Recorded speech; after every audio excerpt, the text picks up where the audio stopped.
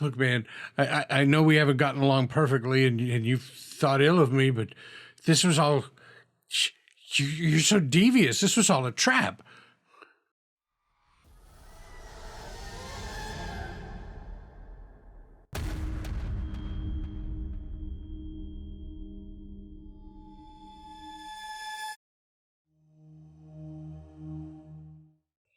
Hey everybody, and welcome to Percentile Vice. My name's Emily. I'm the keeper tonight as we play through The Haunting, which is in the Call of Cthulhu Quickstart guide. I am joined by...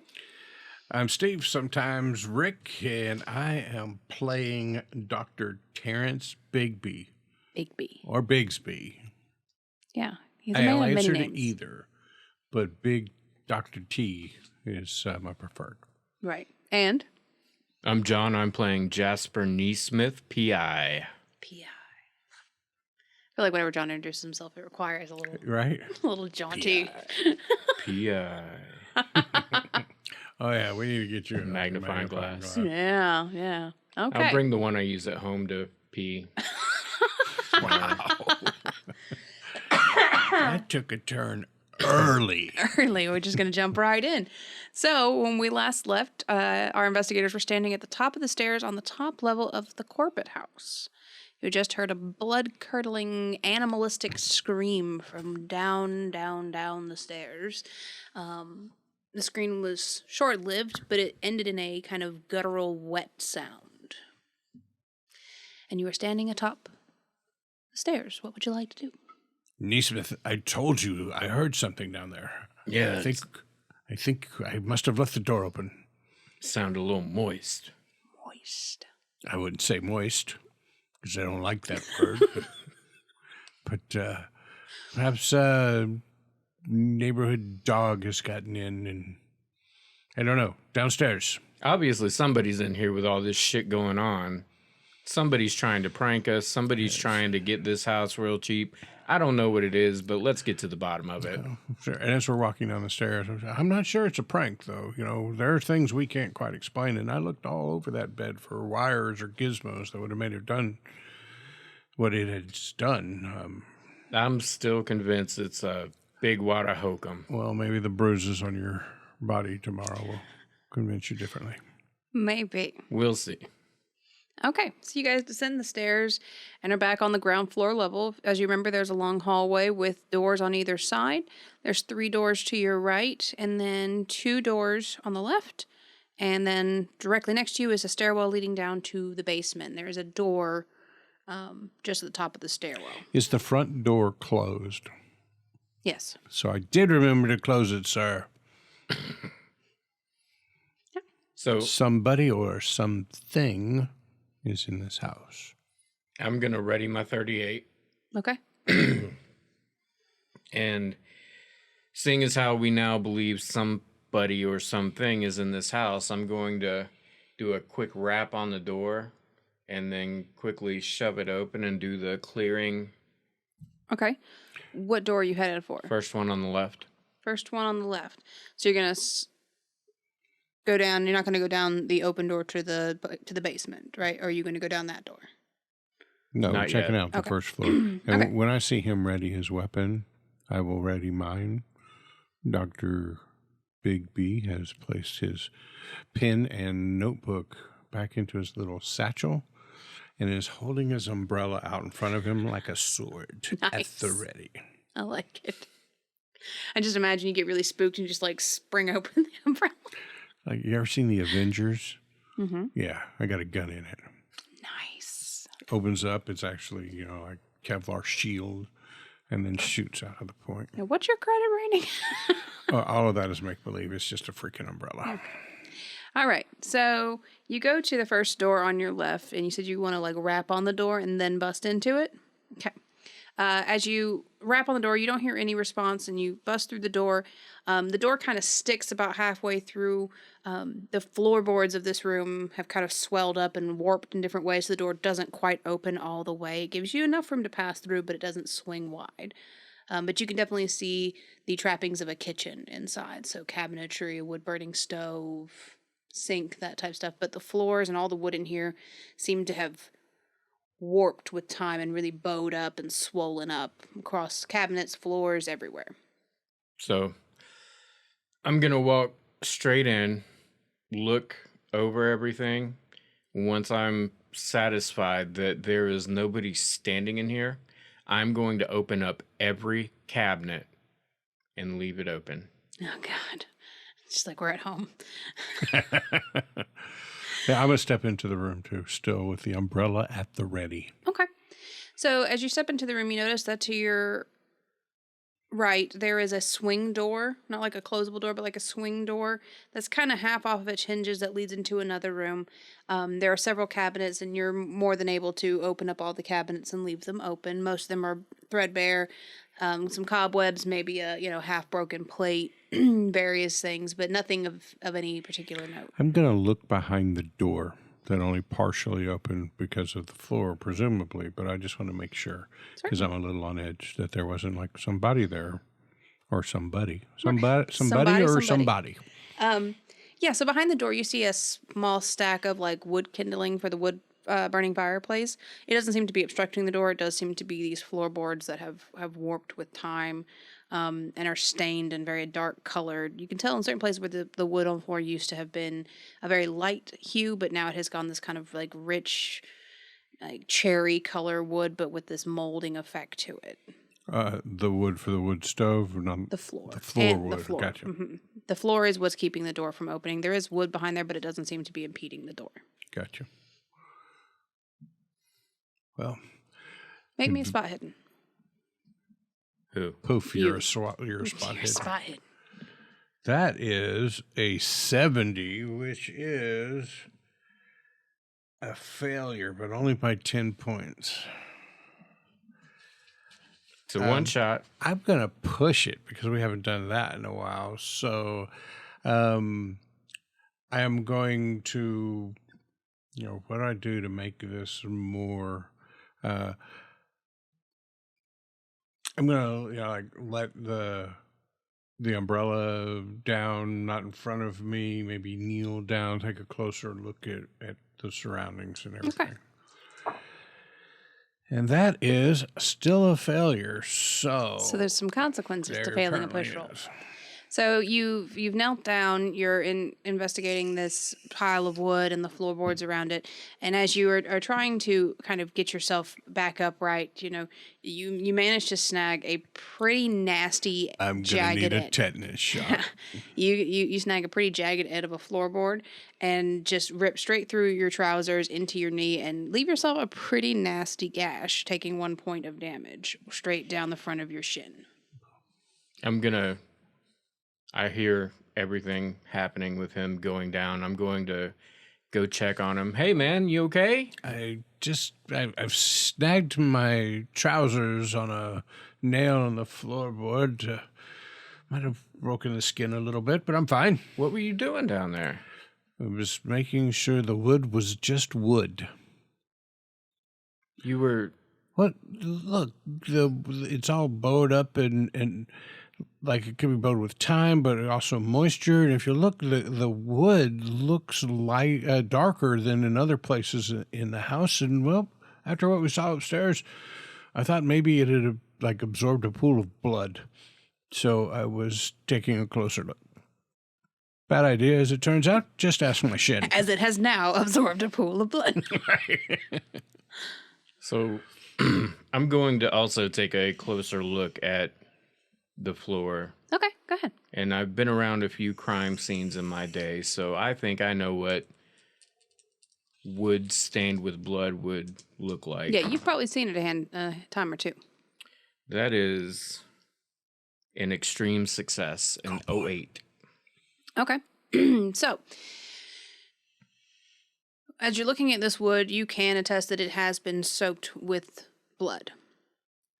But with that extreme success, what dawns on you is that the staining is not consistent with blood that was spilt on this floor. The staining is consistent with blood that was staining on the bottom side of the wood. And it has leached up into the wood, still creating that bowing effect, but the staining is much less on this side and you're seeing these like almost veins of this bleed through of the blood coming through, but you are fairly certain that whatever blood stained this floor happened from underneath of it, not in the room you're in. Dr. Bigby, looks like whatever coloration is here is coming from underneath. Like something got sprayed on the ceiling down there, or I'm not sure exactly what happened, but it doesn't look like it was from this side that this got stained. It looks like it's drawing up from beneath. Well, what originally drew my attention was the dark brownish red color, which made me think of old blood. Are you in concurrence with that supposition? That's what it looks like to me, old chap. How in the world would sufficient amount of blood be on what would be the ceiling underneath for it to absorb up into this wood? I couldn't tell you. Maybe he was slaughtering animals down there and the ceiling's not very high. We'd have to go down there and look, but we got a couple more rooms, so... Seems improbable, but not impossible. But I wager to say that the swinging door there probably leads into a dining room. All right, let's check her out. Okay. Given the layout of the house and where this where the swinging door is going, would it be reasonable to suppose that the next door in the hallway would open up into whatever space? So you know, one, from living in a very similar style home, and also from the layout of the hallway, that the next door is substantially down the hall. So, and in your own personal home, there's like kitchen, dining room, living room, and the dining room does not necessarily always have an exit door to the hall. Gotcha. So in your best estimation, just because you already had that piece of information, that you would assume this is an enclosed dining space that's attached to the kitchen. With maybe a doorway into the living room that goes out to the hall. Farther down the hall. Gotcha. Correct. So I'll pick my umbrella back up, and you say it's kind of like leaning off of one of its hinges? Yeah, it's still functional, but it has definitely like... And it's a full floor-to-ceiling... Full floor-to-ceiling swinging door. I'm going to push the door open with my umbrella so that I'm able to stay a few feet back. Okay. So you're able Keep the gun at the ready, sir. You're able to push it, no problem, into the next room. The next room's floor seems to be in much better condition. Had you tried to like pull the swing door, you would have struggled, but pushing it away from the bowed floors gives you little to no resistance aside from the faulty hinges. The next room is paneled in, beautiful mahogany panels. What would have been originally a very, very nice dining room. There's a long table with several chairs that are in various states of disrepair, fallen over, broken in the back, seats fallen out, and a old buffet table along one side, the side that shares with the hallway. But other than that, it's mostly debris and, maybe the occasional bit of varmint dragging or droppings around the floor. Nothing much more than the table and that buffet table. I'm gonna, with my foot, sort of kick around some of the debris and see if I can see what's underneath it. Okay, so roll me a spot hidden. Since I can't say make me a spot hidden anymore. Poof, you're a spot hidden. Poof, you're a spot hidden. It's a hard success, 19.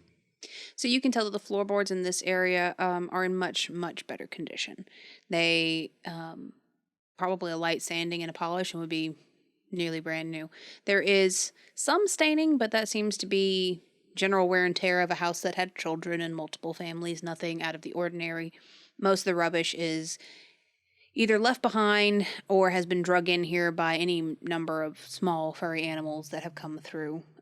You're finding a mix of different kinds of animal droppings on the floor, but for the most part, it's just trash, bits of wallpaper that have peeled off from another room, things like that. Dr. Terrence, I don't think there's a whole lot to see in this room. It doesn't have the same bowing up, like whatever liquid from below is trying to get up here. I agree. I believe that door probably leads us into a parlor or a living room. And there is an open archway into the living room. My apologies. I forgot I was too focused on this room. There is an open archway into a living room into the next room. Suggest we check that out and then exit into the hallway to check the rooms on the right side. What's it look like from here through the archway? So from here you can see a large sofa, two like overstuffed armchairs, handful of bookshelves, and already from the distance that you're at, you can see the number of religious artifacts very much mirroring the master bedroom upstairs, crosses and crucifixes, depictions of Mary littering this room. On the bookshelves, on the walls, little figurines are all over the place. A lot of bric-a-brac, knick-knack type stuff in that room. All in various states of being toppled over, half broken, askew, but very prevalent. All right.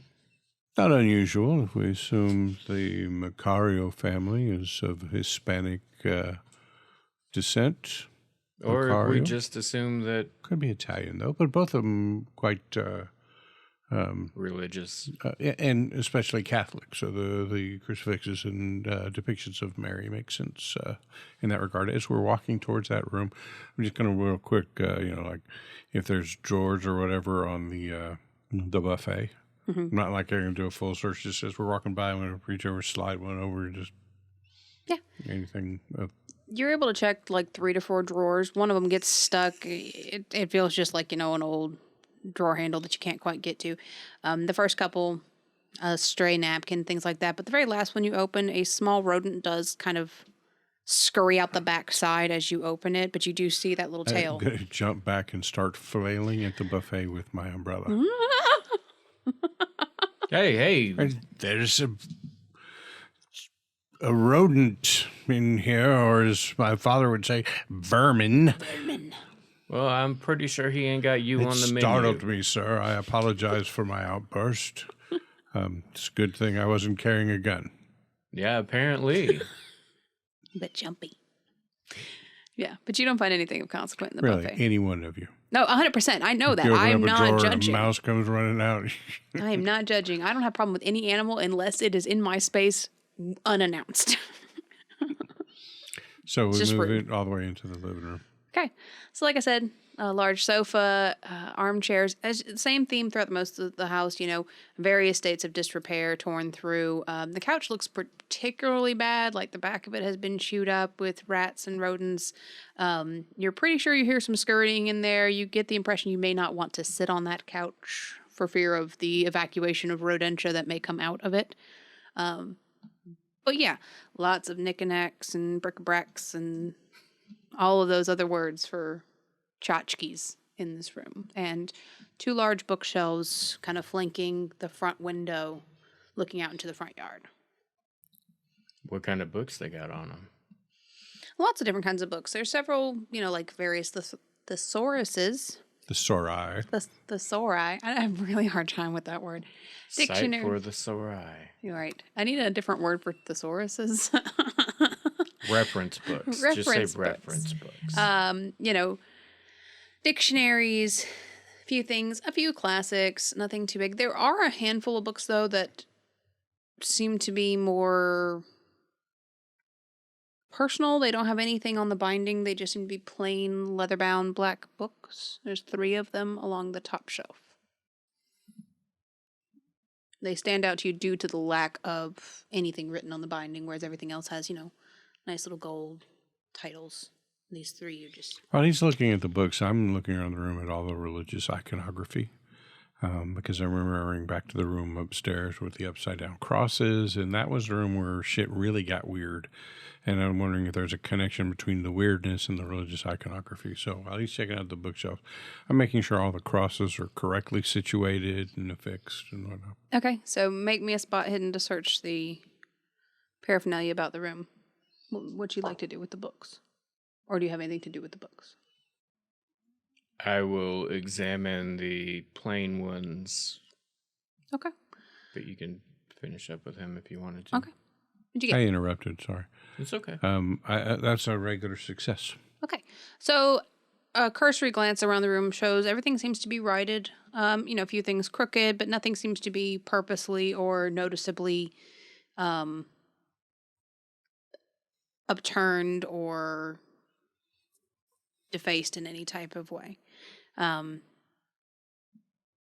You do notice a rather interesting picture towards the back, which seems to be a depiction of a family of 4, mother, father, and 2 boys, which to your recollection would probably be the Macario family that was left behind. Very nicely framed, but it is different than the rest of the iconography in this room.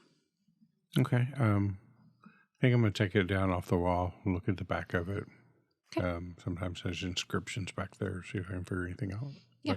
So when you flip it around, you can see that it's dated a few years prior to the family moving out, probably just after they moved in. It would have, just a nice little thing. And then all the family members have signed it. So the father signed it, the mother signed it, and then 2, very scrabbled little boy signatures with their names. And it's very quaint and cute. It seems to have been just left behind inadvertently. But as you flip it back over, you notice that the picture has changed. In the picture now, the 2 boys are cowering in fear, whereas they had been standing kind of holding each other arm in arm. And the mother looks as though her back has been broken, and she's bent at these very odd, angular ways. And the father is nearly split in 2 down to like the navel and just kind of splayed open. I'm going to throw the thing away from me back towards the wall, take a step back. My God! And making a sanity roll. Damn it. That's a big old failure. Big old failure. 92. Whew. Yeah. So you throw this against the wall, shattering the glass in the frame, a picture, and the backing coming apart. You stumble back into the couch. The one I didn't want to sit on. The one that you didn't want to sit into. And kind of tip the top of it back a little bit. It doesn't all the way go over, but you do kind of let it back down with a thump. And just this cascade of rodents come out from underneath this couch at your feet and scurry about in all these different directions. And you let out a very unmanly scream. Do I have some sanity loss to take? You do. 1d4. Miss. That's a 3. Yikes. So how many are you down? I'm down 5 of 50, which is 1/10. 1/10, and I can get to 1/12. I think so. Mm-hmm. So before all that kind of happens, you pull down the books and you're looking, and they seem to be personal journals of Mr. Walter Corbett. Judging by, they have a nice little inscription page in the front. And just as you're cracking open the first one, you hear your companion here let out the most blood-curdling female scream you've ever heard. And you hear a just flood of, all throughout the house and scurrying of little feet, and the couch just go pom back on the ground, shattering glass. You hear a veritable cacophony of sounds all preceding his very dainty scream. So I can't stress enough how unflattering the scream was.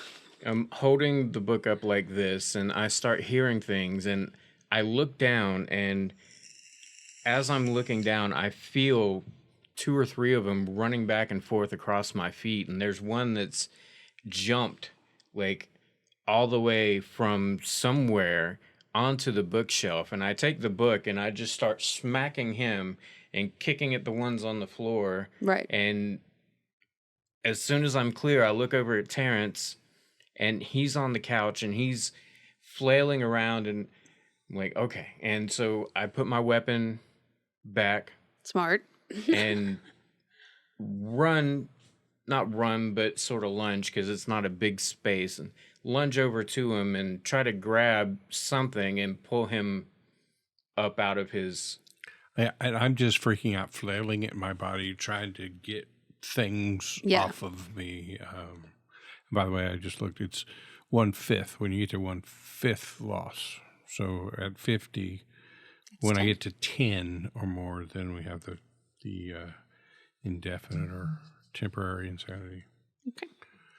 Yeah. So you reach down and you're trying to grab a hand, grab something, and he's just constantly trying to get stuff off him that's not really there, to the point of that exacerbation where you just reach out and grab him by his coat collar. I'm going to do the old school cartoon and grab one hand on the collar and pull yourself together, man. Nice timing. Yeah. So you come to your senses a little bit. You're still kind of got that, like when you lose track of a spider and you kind of get that heebie-jeebie. Yeah, as I come to my senses, though, I'm grabbing his arm and using it as leverage to get up off of this freaking couch. And, moving away from it, that kind of moving away where, like you're moving away and turning towards it and then backing away, like, holy shit. The thing was full of rodents, but the picture, did you see the picture? Look at... What picture? And I will go try to pick it up. Okay. So it's face down. You can see the same, scribble, scrabble of little boy hand, writing and two parents. When you flip it back over, it's a very lovely family portrait of the family standing in front of the home. No. Just a minute ago, that picture showed those two boys cowering in fear. The mother's standing, falling, I don't know, her back was obviously broken, and the father was being ripped in two in this gory depiction. It wasn't... I swear to you, that's what the picture was just a minute ago. It was horrifying. Okay. I believe you, Terrence. Let's just finish up with our business so we can get the hell out of here. Don't patronize me, sir. That's all to say. I think you might make a persuasion roll because I don't think he does believe you. Okay. So everything is back quiet. Go back to the book. Okay. So you I'm open going to again. stand up against the wall nearest the door that goes out of this room, clutching my umbrella like this. My safety umbrella. And just trying to get as small as possible up against that. Yeah. Exactly what I would do as well. Okay, so you pick up the first volume, and like I said, the first page says, Walter W. Corbett, and it says, a little bit about, this book belongs to, blah, blah, blah. As you flip through it, a very cursory glance shows you that it seems to be some kind of personal journal. However, you do see multiple mentions of strange phrasings, odd things to be saying. You would have to sit down and really read it to get much from it. But a very cursory glance shows that he kind of went through these phases of speaking very eloquently, very well versed, to kind of just this ranting and raving and odd vernacular and syntax to his speech. It seems to kind of weave in and out of the two across all three books. But you can tell it would take you probably a solid week to read through this. These are hefty volumes, to read through them and really decipher what was going on in the head of Walter Corbett. Terrence, come look at this. Is there any perchance you could bring them to me? I'm just gonna toss him the one I was reading. And I'm gonna juggle with the umbrella. It's gonna clatter to the floor. Catch it. Okay. I'll look through it. I'm assuming I see essentially the same thing. Seems relatively lucid and then gets kind of out there. Yeah. You do notice with your occult background, though, that there are some words, some key words in there that are very occult in nature. Things that you wouldn't necessarily pick up on, but that you do. Can I see if I'm understanding the occult references and maybe what was going on based on this? Yeah. So give me an occult roll. If I give it to you, what will I do?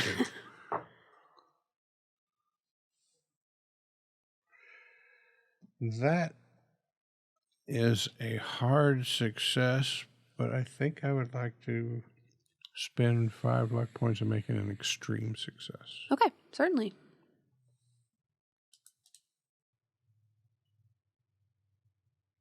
So as you're reading through, you don't really read through, but you skim through and you kind of key into certain words and kind of how they're escalating.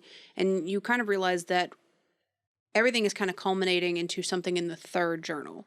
The young man hands you the third journal as you're kind of looking through them. You get to the third journal and you see that there's a lot of things about summoning some kind of unearthly spirit. And it all kind of culminates into a rather lucidly written out depiction of some sort of spell. And it's titled Call Forth the Opener of Ways. Would you like to read the spell? Not out loud. Okay. But I will read it. Certainly. So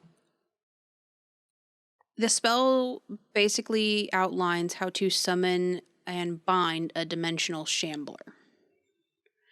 It goes into a lot of detail about different offerings and setups and runes and blood sacrifices and a lot of things. And as you get towards the end of it, you start to feel this kind of very queasy, nauseous feeling. The things that would have to be done to bring forth this interdimensional being and what that implies as to this being and how it would react in our plane of existence is quite unsettling. So you are going to gain 1d4 of mythos knowledge, but also 1d4 of sanity loss. Which is a 2. So that's your mythos increase? Mm-hmm. Okay. Oh, we're going to roll them separately? We're Yes. going to roll them separately. Mm-hmm.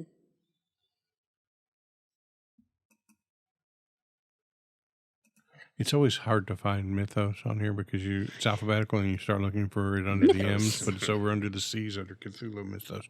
So a separate roll then for my sanity loss? Yes. 1d4? 1d4. Well, that's relatively safe. 3. Wish I'd have done that backwards. Yeah, you kind of have this moment of kind of piecing together everything you've seen in here. So when I read it, and you said, as I get to the end of it, I kind of realized all the things that would have to have happened or occurred or be done to make this spell work. Do I get an idea of what those things were? I mean, is it like human sacrifice, drinking the fresh blood poured out of the heart of a goat? What? So some of the highlight reels, Content warning. Yeah, content warning. The highlight reel. reels, yeah, because there's a lot of smudging sage, draw this, chant that. But the ones that really stand out to you are things like, the ritual has to be performed on ground laded with the death of the innocent, and it notates that as 30 plus deaths of innocent people in a particular square footage.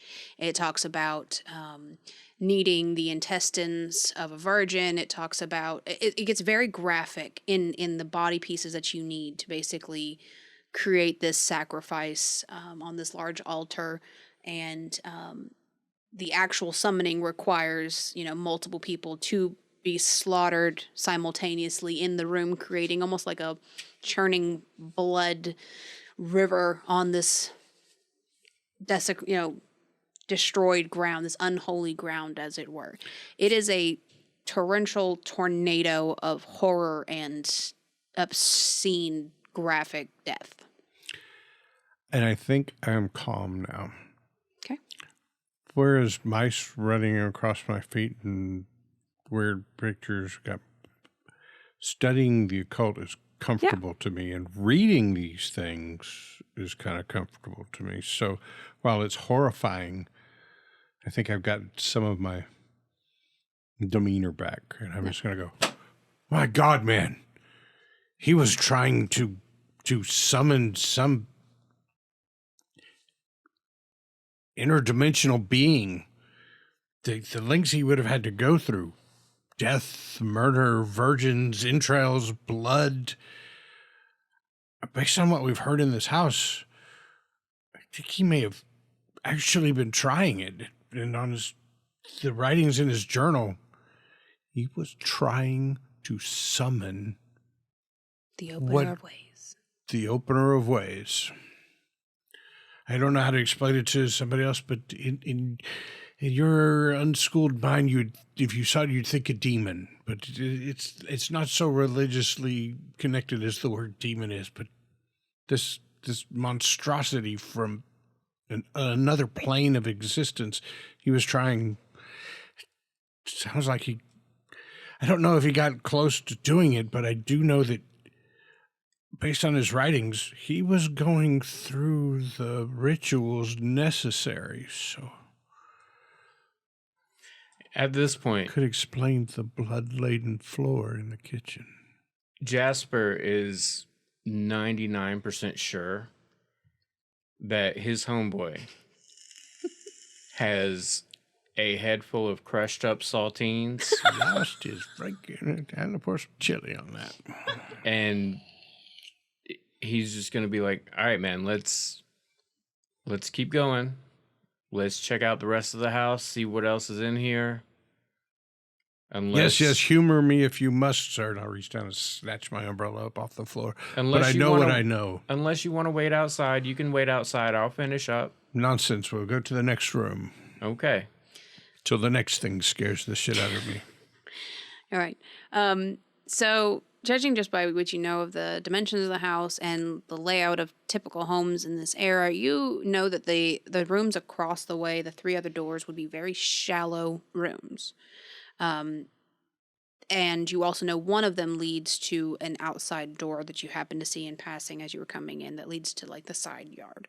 So a cursory look through all those, they're mostly storage, things like, wood and coal and, outside tools like rakes and machetes, like just various tools, and then a mud room that has like old coats and old pair of boots sitting on the ground and exit to the side door. And they don't seem to have anything of note. They are incredibly shallow, only a couple feet deep, mostly wide at that point. But all 3 of the rooms across the way are there's little to nothing in any of them. Machete, you say? There is a machete, a rusted machete, still intact, still usable, a little dull, but it's large. Would I happen to recall Mr. Don not mentioning whether or not he had insurance on the place? No, he didn't discuss with you about the insurance on the place. Okay. Would you like to take the machete?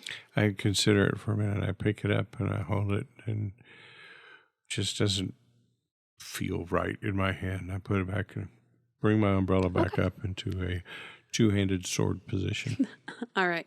Yeah, the machete clangs to the floor, little bits of rust knocking off of it, kind of echoes through the space, gives you a bit of the willies because you've had a rather traumatizing day. So any loud noises seem to be a little I jump back in very small startle at the noise I myself caused. Yeah. I'll grab the machete. You can take the machete? Okay. I don't know the damage on a machete. You're happy to look it up? Say it's like 1d4. I was about to say, you can either look it up or I'll tell you it's a 1d4. It's not like it's a sharp thing at this point. Yeah, it's probably 1d4 plus your damage bonus or build bonus, one of those two. The damage bonus, I would assume. Okay. So, you have successfully ransacked the upper floor and the ground floor, leaving only the basement. We should be at the ready. I'm convinced whatever he was trying to do, he was trying to do it in the basement. It makes sense. Put it all together, man.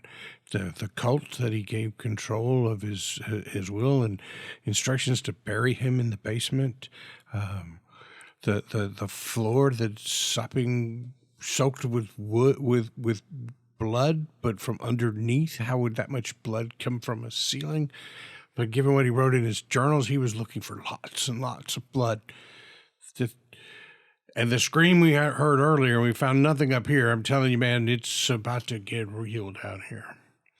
I am going to look at him for a few seconds. And I'm looking for the sort of things that they teach you in police sort of training that tell you somebody is completely quackers.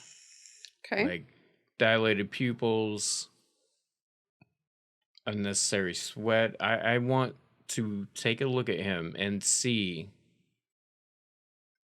if he is really believing this or if he's Having an episode. Yeah. Okay, well, when are you gonna roll to do this? Like, you could look at either psychology, medicine. Psychology. Go ahead. 38, that's a regular success for me. Okay. So as far as your training can tell you, he is, although shaken, in his right mind. He seems put together. He's lucid. He's speaking coherently. He's not shaking. His eyes are not dilated. He's not sweating more than just being in a warm house, would make you. You do see that he seems frightened. He's a little jumpy. You've noticed him jumping at sounds that he himself makes. But as far as if he's like unhinged, you don't get any indication of that. Now, whether or not he believes this because he wants to or because it's real, you can't tell. But as far as you can tell, he doesn't seem to be having a psychotic break, no. I see you looking at me, sizing me up, sir. I'll admit I'm scared, shaken, but not stirred. Shaken, not stirred. All right, Doc. Yeah, if I could do a Sean Connery voice, I'd have nailed it right there. You'd have nailed it. Shaken, but not stirred. I don't think you are... I think you are... I'm pretty sure you believe what you're telling me. I don't think... Sir, if anyone is crazy here, it is you. Disregarding the way the bed flew off the wall and it pummeled into you, the way the crosses affixed themselves correctly upon the wall, the granted you didn't see what happened to the picture, but you've never known me to lie in the short time that we've known each other. But how do you explain everything? You just explain it all away as if nothing happened upstairs. I need you both to make me a listen roll.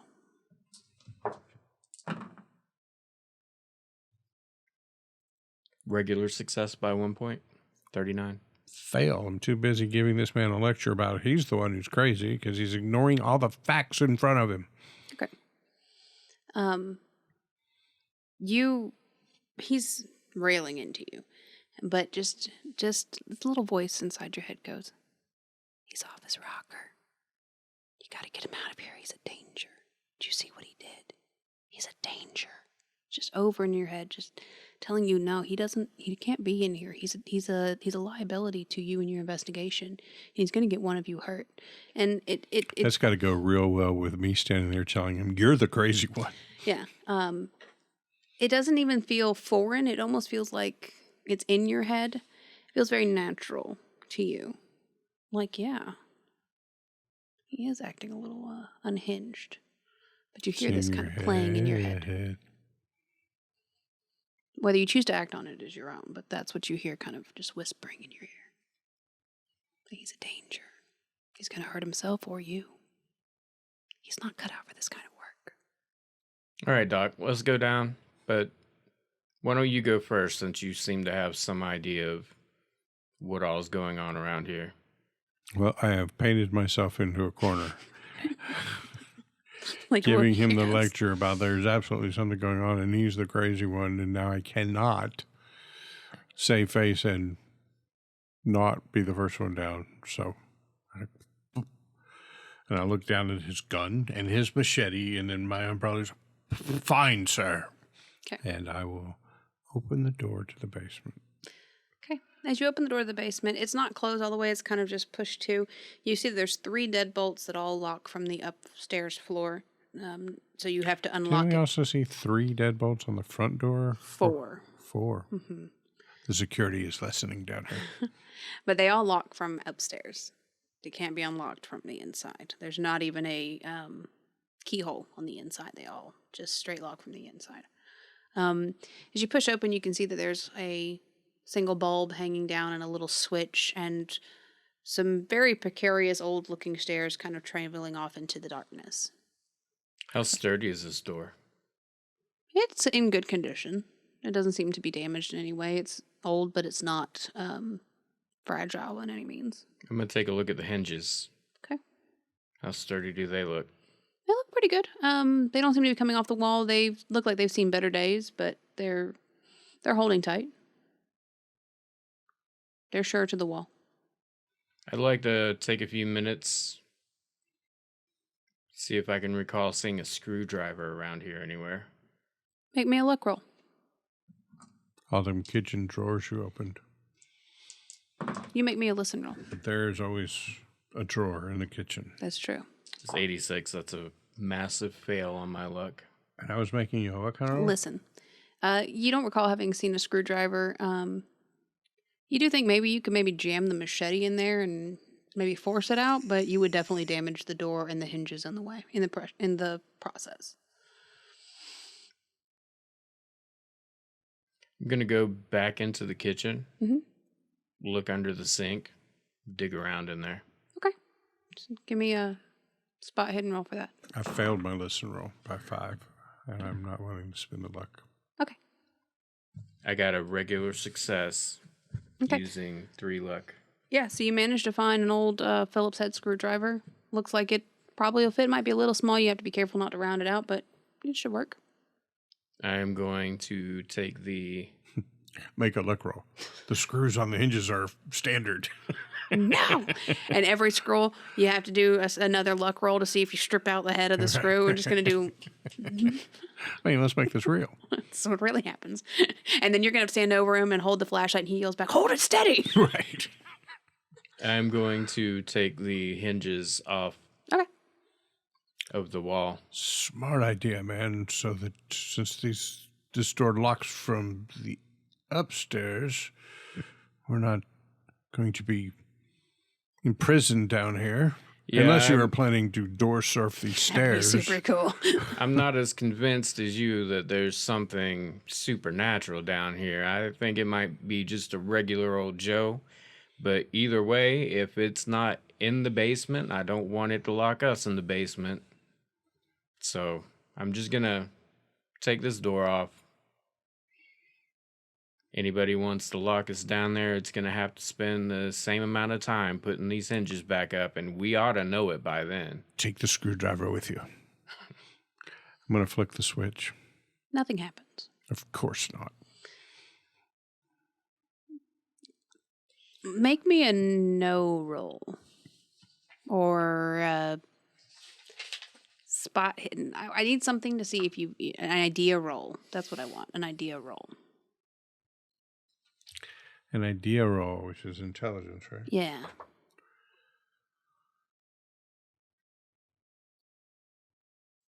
That is a hard success.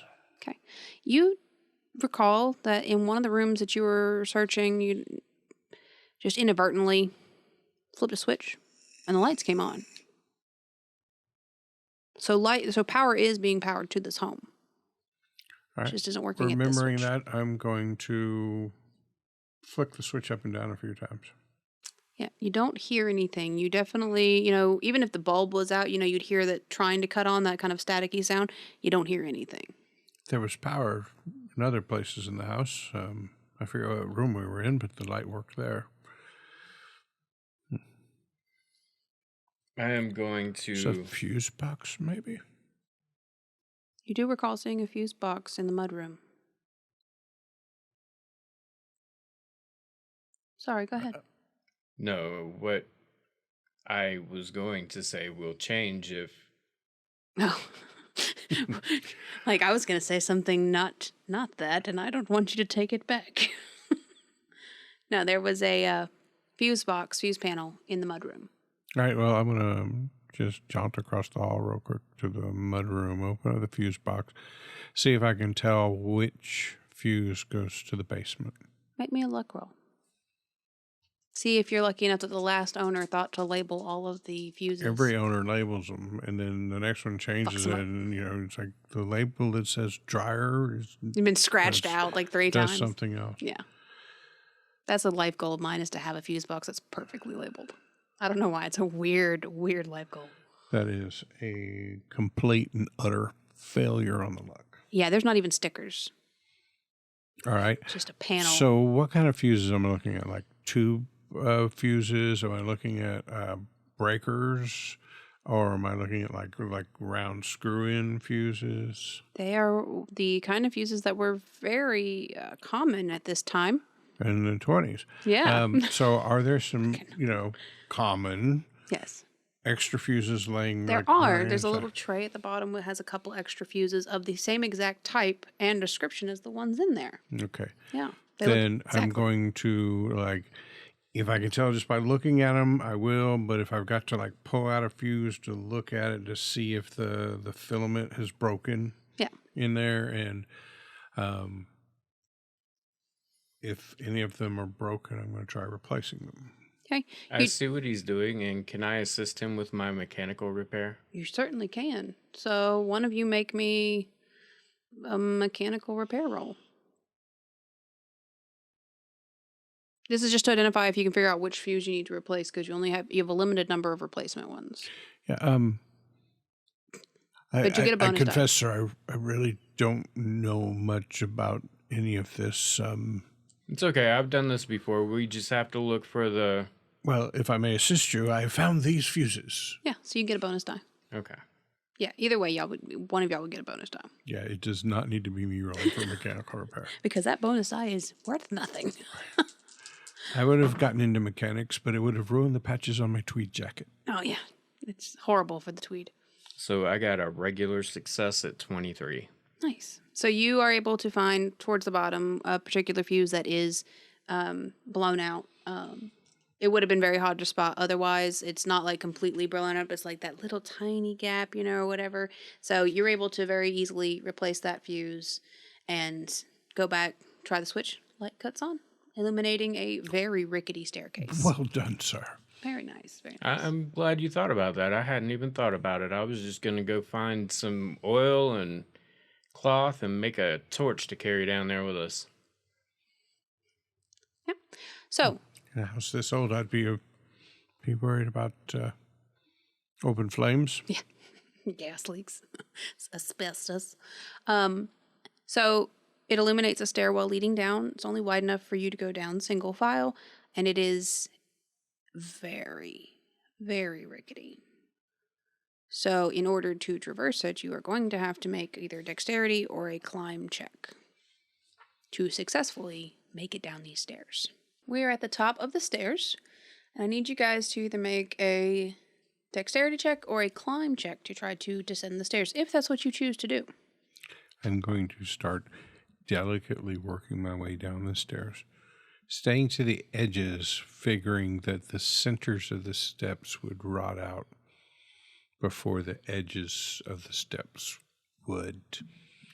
Is there any kind of rail, or is it just walls on both sides? So there is a wall on one side and a wall for a bit, and then it turns into railing on the other side. But it is only basically wide enough for you. You can kind of spread your feet and your stance to kind of be closer to where it connects to the stair. But Okay.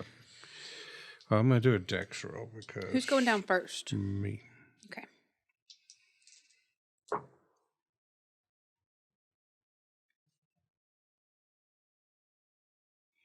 Extreme success. 05. Nice. All right. So you're able to descend these stairs with this very, smart maneuver of... I feel like it's almost something you learned as a kid, trying to creep down the stairs without hitting the creaky spots. And you learned if you spread your stance out further towards the edge, it kind of displays your weight a little better. Then you're able to kind of shimmy your way down. And when you do feel a step that feels a little weak, you kind of are able to grab hold of the rail in the wall and kind of like hold part of your body weight up and step gingerly down. It's very graceful for, a middle-aged man. For that one kind of flimsy step and any other ones that I encounter, I'm going to look back over my shoulder and say, watch out for this one. It's a little, maybe give him the benefit of the feel I got from the steps. So maybe provide a little bit of bonus to him. So you're able to call out the more rickety ones that you notice, and it gives you a bonus die to climb down.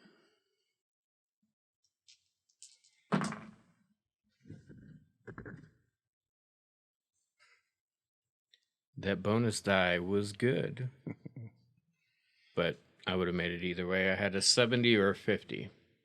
What's your climb or your dexterity? Dexterity 70. All right. So you're also able to do it, and his knowledge of which ones are more rickety really helped you kind of almost like skip the step, so you wouldn't have to try to put your weight down on it. And you're both able to descend into this now moderately lit basement. In this room, you can see that this seems to be a storage area of sorts. So there's like an old crate, some broken chair legs, things that would have been used for either feeding the fire upstairs, or, old repair projects, cans of paint. Lot of debris on the floor, like heaps of trash, of old linens and nails and screws and old pieces of board, and it is just absolutely littered. There does seem to be kind of a main area that's cleared out, but along the walls are just these mounds of just junk and trash. The floor is earthen. There's not a actual like wood floor. Oh, the floors are earthen. Earthen. I thought you said the floors are thin. Earthen. No. You can tell that you're probably standing on a foundation of sorts, but there is a collection of earth that has kind of covered this floor along with all of this debris. And one far side of the wall across from the stairs is fitted with these very tightly spaced boards all along the wall. Shiplap? No. More uneven than that. Some of them are kind of things, and some are kind of wider. They look different kinds of wood. They look very like patchwork, different woods. But they're all long boards that have been cut down to the correct size to completely covering the wall. Completely covering the wall with little to no space between them. So what would you like to do? Are there any doors in this room? Go ahead, John. Sorry. It's okay. Let's walk around, take some looks at things, see what's up. Okay. What would you like to look at? Just gonna kick around and... I'm going to use my umbrella to flick the debris a bit. I use the machete. Machete. Okay, so both of you make me spot hidden rolls.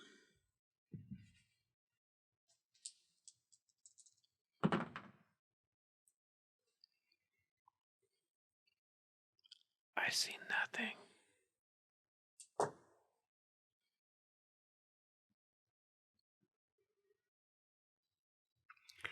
I also failed. What would be the consequences of pushing this roll if I failed? So the consequences of pushing either roll for y'all would be you would need to kind of reach your hand in and move it more determinedly, like not with you're just poking it about. And like I stated, there are nails and screws. So there is a margin of error that could cause harm to you. But not catastrophic harm as far as you can I'm going tell. to get down on my hands and knees and use my hands. And I'm going to push this roll. Okay, push it.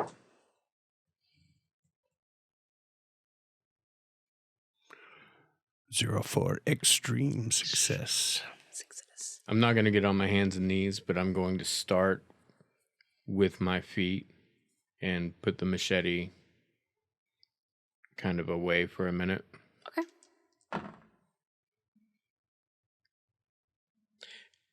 Oh, 09, also an extreme success. Nice. All right.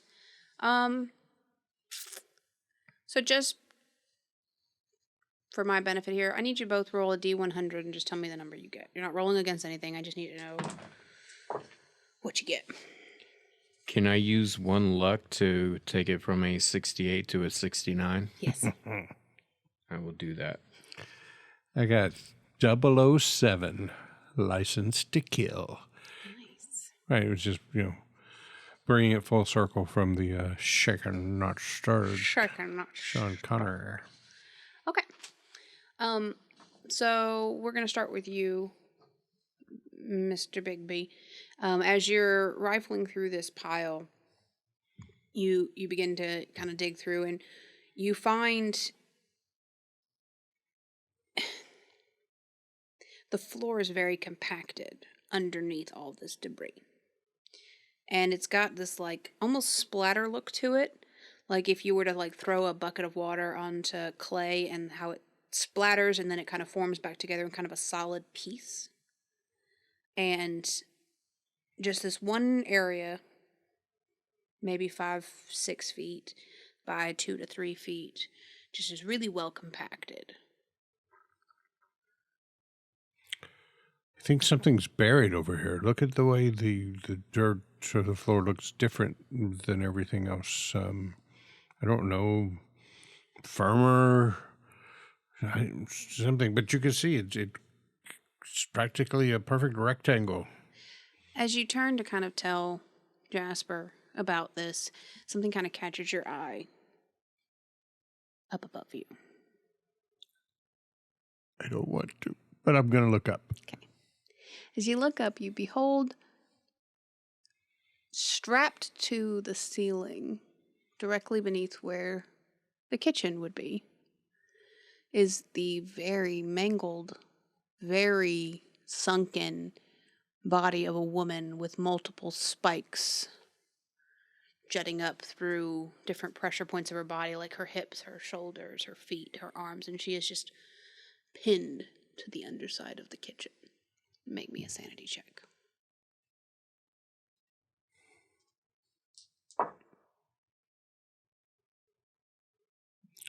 $89. You take 2 points of sanity loss.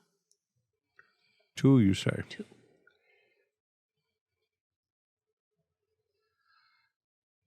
I just hit the threshold. Shall I pull out the sheet? Go ahead and pull out the sheet. I'm going to handle with him on what he found. So while he's looking at the floor over on his side, you're kind of digging through and you see something. It kind of catches your eye as you're digging through with your foot, and it kind of rolls in a weird way. And as you kind of shift it with your foot, you find a maybe 8-inch long dagger, heavily rusted, very ornate handle, although very dirty, amongst all of these different bits of rubbish and brack on the floor. Gonna pick it up and dust it off and take a closer look at it. Okay. I need you to give me a strength check, please. Strength or power? Power.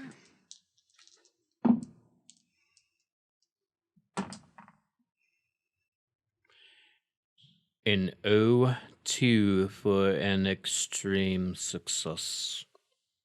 Okay. So as you go to pick up this knife, it's not particularly heavy, but as you pick it up, you feel the knife lurch, trying to come out of your grasp, and you spend a moment fighting with some invisible force that's trying to pull this knife from your hand. But just sheer strength, you're able to wrench it back.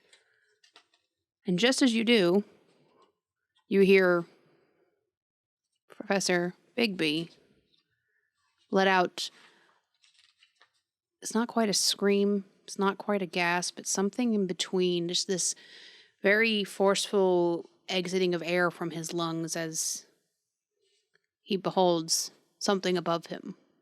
So at the moment you realize that he's making some kind of ungodly noise, you don't even have time to process the fact that something is fighting you or fought you for this dagger. You look up and you see this woman just suspended on the ceiling. And you have a small moment of, oh, that's how the blood stained the floor from the underside. Always the pragmatist. Yeah. But then there's this moment of panic as you see Dr. Bigby just take out into a full sprint for the stairs. And I need you to make me a luck roll. To see if I remember to grab my umbrella? No. To see if you can make it up the stairs. I cannot. That's a 73. So he makes it the first 2 steps, paying no attention to the steps that you guys identified as the rickety stairs, and goes crashing straight through one of the stairs. And, takes out 2 or 3 stairs. There's a couple at the bottom and there's a couple at the top, but there's a sizable area that is now no stair. And you're going to take 1d4 damage. That's a 3. Okay.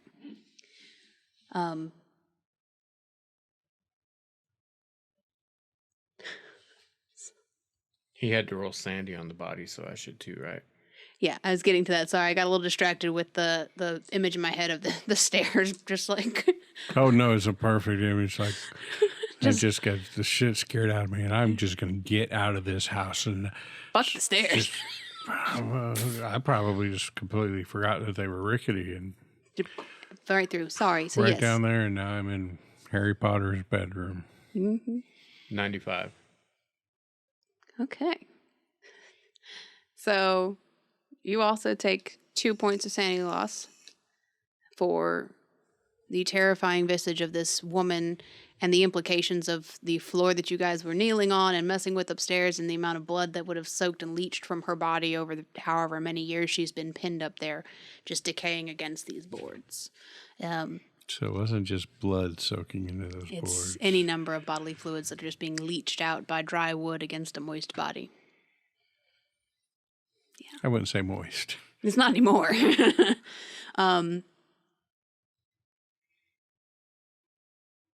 So how much are you at a threshold or anything, or are you still good? Okay.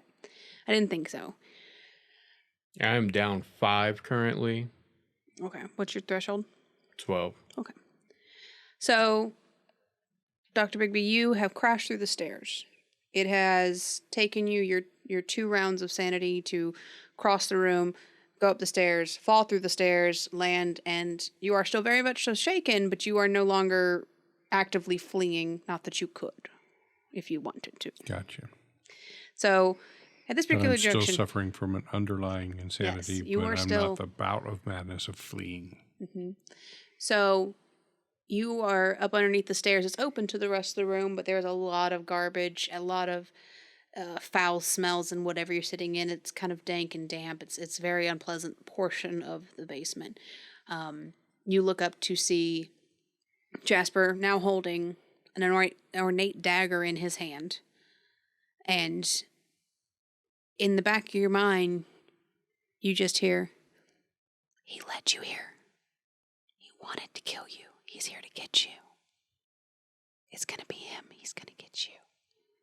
You're not going to get out alive." And it's just playing in the back of your head. And what you do with that information So is in yours. this pile of trash, debris, and broken wood now, I'm going to just be kind of crab crawling back up into the corner, looking at Neesmith. Say, "Good God, man, put the knife down. I don't know what I've done to deserve this." So you forgot about everything else that happened and then went straight to "I'm trying to kill you"? He's in a bout of madness. So as he turned and he sees you, who has not been believing That was him. Neesmith to him. Oh, okay. I thought you were like questioning Dad's motives. I was like, it made sense. Okay, I'm with you. I'm It with was you. role play. I Back off. apologize. Just look, man. I know we haven't gotten along perfectly, and you've thought ill of me, but this was all. You're so devious. This was all a trap. Look, buddy, calm down. If I wanted to kill you, I wouldn't be doing it with this butter knife here, and I'm just going to toss the dagger away and look back at him and say, if you're done taking your little rest, we need to finish this up so we can get the hell out of here. I'm going to replace my umbrella with the heftiest, least rotten 2x4 I can find in this thing, and kind of edge out from underneath there, but in such a way that I'm keeping maximum distance between me and Neesmith and holding the 2x4 up defensively. He doesn't have the dagger anymore. Am I still perceiving him as the threat to me? That's up to you. Okay. Am I still hearing the voice in my head? No, it seems to have subsided. All right. Well, thank you for putting the blade down. Sir, I'm sure that we can work things out, and we both leave here in one piece. As you say that, you both hear, kind of all around you, just I've grown tired of these games. And every stair that's still left explodes. The stairwell just completely all the way up. The door that you took off the hinges still manages to slam back shut, and you hear all those bolts go. The light blows back out. But there's just enough residual light from a small window that you see that the knife that you have cast across the room begin to levitate up and spin very leisurely in the air. And you hear the voice again say, "It's been fun playing, boys, but I'm done." And we're going to go into combat. Okay. No sanity roll on that? No, I don't think you you have have time. time. We've seen so much I shit. think you're past it. Yeah. I'm going to look over at you. Okay, well, we can work out our differences later. But the enemy of my enemy and all that.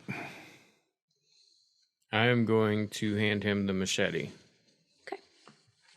So it does 1d4 plus your damage bonus. I'm going to look back and forth between the machete and the 2x4. Throw down the 2x4. Okay. So we go by our dexterity, correct? That's correct. Okay. So what are you guys' dexterity? I'm at 70. I'm at 60. Okay.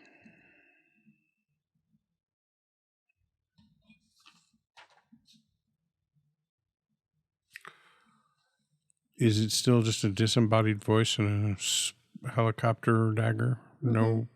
Mm-hmm. Mm-hmm. It's very dark, but you still, with that little bit of light, are able to see the glints of light coming from where the dagger is. Kind of, it's not even like spinning so much as it almost looks like if somebody is just kind of parading it about at you. So, Jasper, you are first. I am going to pop off a shot.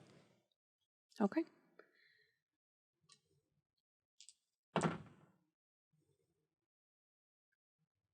It's a fail. That's a fail. Yeah. So as you try to shoot, there's just like this very quick little the side. The blade is a rather small target to hit anyways, but it just manages to kind of skirt to one side as you make that shot. Anything else you'd like to do? Nope. Okay. Terrence?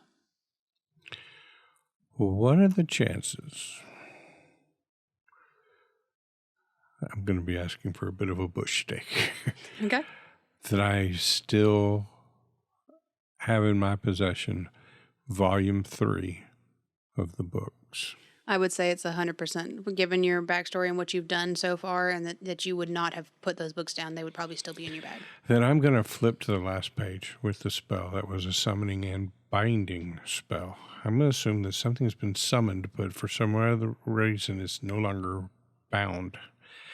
And I know I don't have all the materials for the spell, but I'm going to take a educated guess that all of that stuff has been taken care of. And I'm going to read out loud the spell and try to get to the end, and with the hopes that if I can finish this spell, I can bind this already summoned creature so it'll have to do my bidding. Okay. So tell me about your POW score and if you have any magic points. I have 10 magic points. My POW is 50, and I'm basing all that knowledge about what to do on my 50 of occult score. Okay. It's going to take you probably 2 rounds to read through the incantation. Cover me, man. I think I can do this. And I'm just going to start reading. Certainly. So, anything else? No. Okay. No. Not even sure this is the right thing, but I'm going to try it. It'll be badass if it works. So, as you begin to read the incantation, the knife still kind of lazily spinning, abruptly stops, pointing at Jasper, and comes whizzing through the room at you. So you can either choose to fight back or to dodge. That's going to be a dodge. How do you fight back? It's just saying what your options are. There were options, and just not good ones. All Got right. options.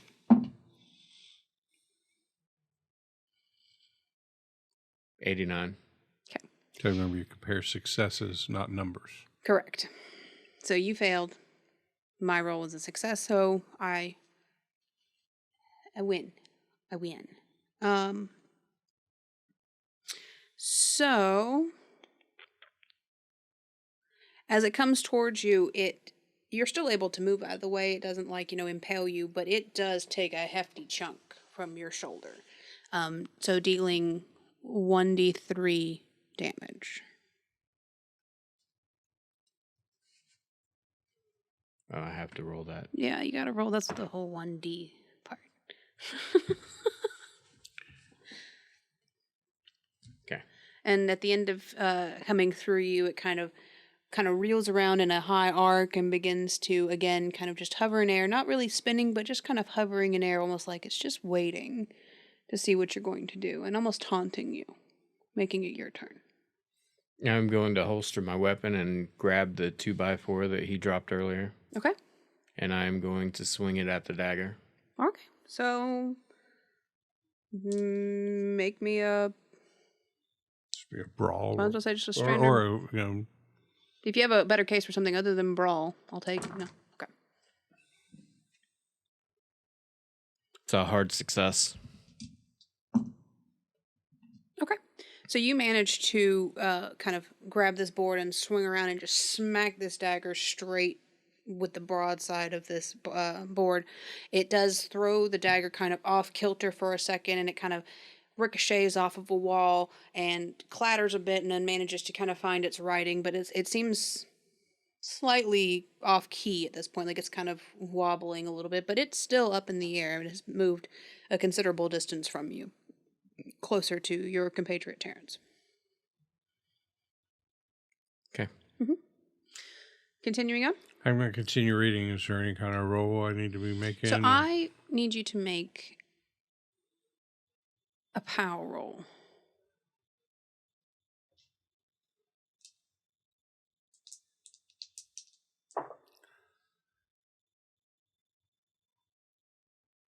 That is a regular success. Okay. So as you read through the first half of this, you begin to kind of feel that kind of nauseous feeling again. But having experienced it before, you're able to kind of push it back down and kind of bolster yourself and get there. And as you get to the end of that first half, you feel the ground around you kind of tremble a bit. Not really like a full earthquake, but just, you can see little bits of like screws start to kind of jitterbug across the floor, and just kind of a little trembling going on. Okay, so as my hands are shaking and the book in my hand, I'm just going to do my best to screw my courage to the sticking point and keep going at it, not looking up, just relying on the fact that the very capable Neesmith is keeping anything from getting at me. Certainly. Because at this point, I think the only way that we're going to beat this thing is through the use of this magic. Gotcha. All right, that makes it the knife's turn. So as the room begins to kind of lightly shake, the knife kind of halts and turns and points directly at you. And you see it kind of have this moment, but then it kind of sinks back. But you hear something scratching at the boarded wall to your side, making it Jasper's turn. Holy shit. All the places I could have stood to read this spell, it had to be the one with the weird boards. Yeah.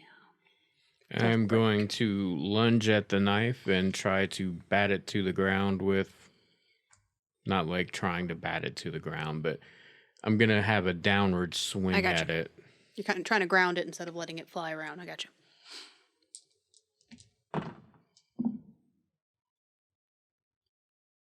It's a 50 regular success. I failed, so you succeed in doing that.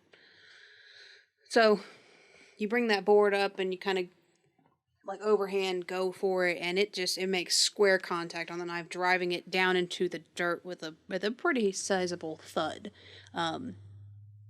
As the ground continues to kind of shiver and quake. It's very light, It's not like disturbing your stance or anything, but there's a definite tremor happening. Anything else with your turn? I'm going to take my foot and put it on top of the knife. Okay, certainly. Terrence. Okay, so I sense something in the wall behind me. You can hear something making this kind of like can't even like justify, but like this kind of very, not light scratching, very intense scratching at this wall behind you. All right, well, I'm going to do my best to ignore it. Okay. And keep my focus on the spell. I need to make another power roll. Yes, you do. That is an 82, which misses by 32. I have 33 luck points remaining. I'm going to spend 32 of those 33 luck points to make that a successful power roll. Okay. Okay. So as you complete the second portion of this incantation, it's a very odd feeling. This kind of connection to some vein of power in the universe that you're unfamiliar with, you're untested with.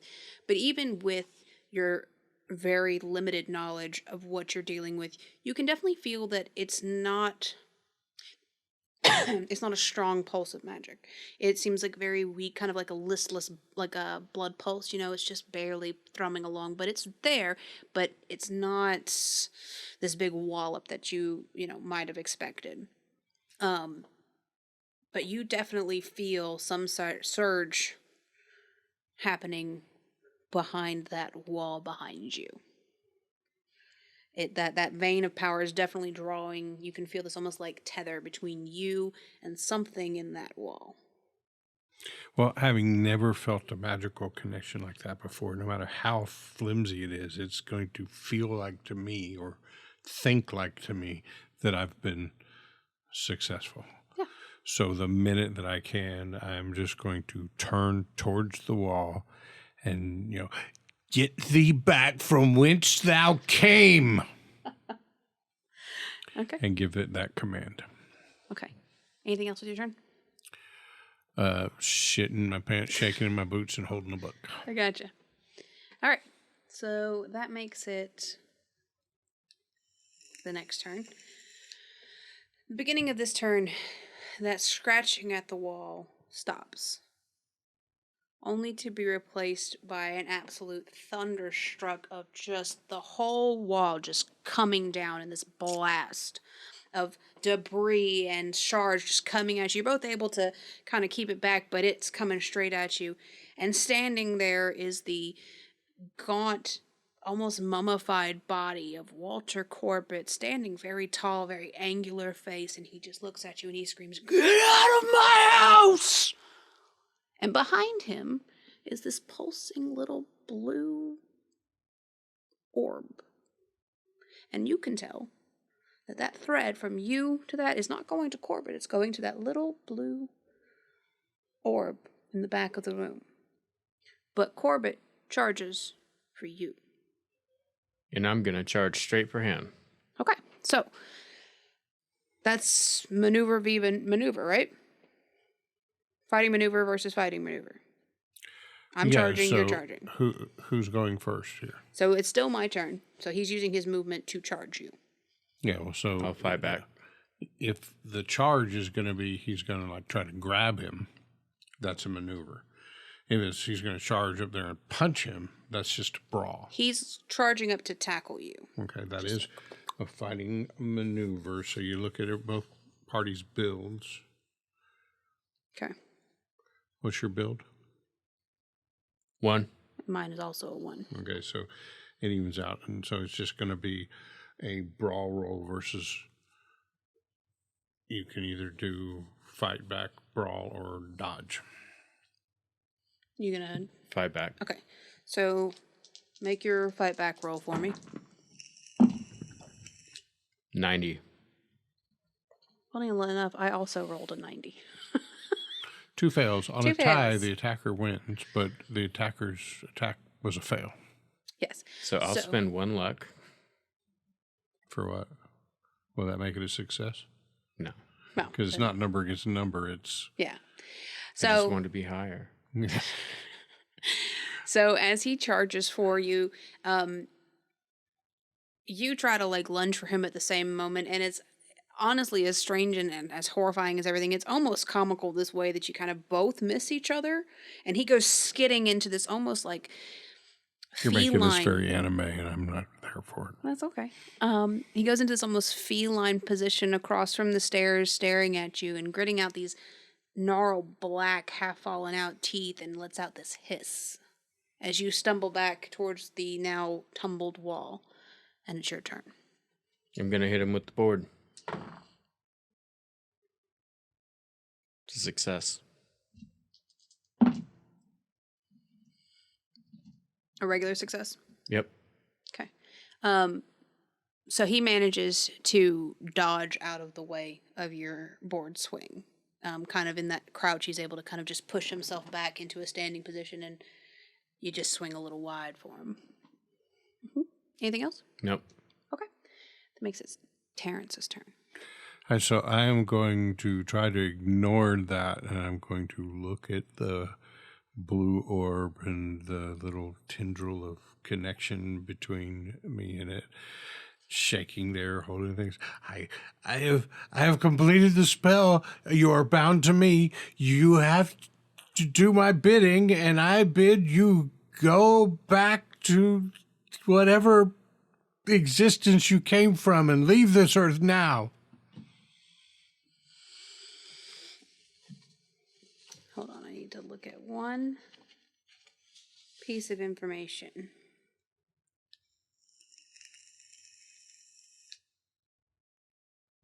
Because it's relevant. I didn't think I would need it. Do you need information about a binding spell? No. No, I don't. I need...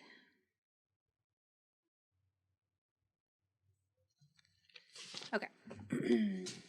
As you call out to whatever cosmic forces have kind of bound you to this orb, you see the orb kind of pulse a little bit of a lighter blue, and this little pulse of light kind of follow along this trail towards you. And as it approaches your body, it doesn't feel scary so much as it's a almost like cold fire feeling, like it's burning but in a very cold way, but it doesn't seem to be injuring you.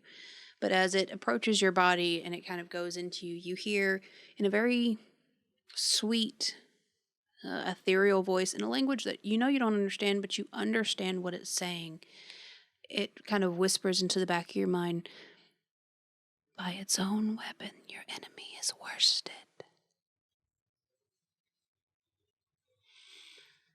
And anything else with your turn? If I've got movement left, I'm going to move towards the dagger that Neesmith was standing on. Okay, you can move over to the dagger and pick it up if you'd like. Okay. Mm-hmm. Making it Corbett's turn. So, as Corbett stands up and he's baring his teeth over at you, Jasper, he sees you begin to approach the dagger on the opposite side of the wall. And that's about the time where you guys kind of, you and him make eye contact. And you see him begin to kind of get very enraged at you, but then he stops and his eyes travel over to where that little blue light is formed. And then he kind of looks back over at you and he looks very concerned. He's like, "You wouldn't dare." And he lunges for you. Also doing another fighting maneuver to tackle you. Okay, I'm going to attempt to dodge. I don't have a really good dodge.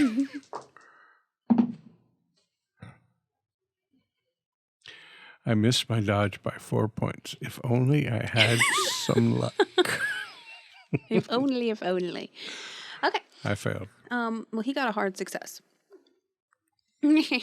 So he... I knew he did. You know how? I read it on your face. Oh.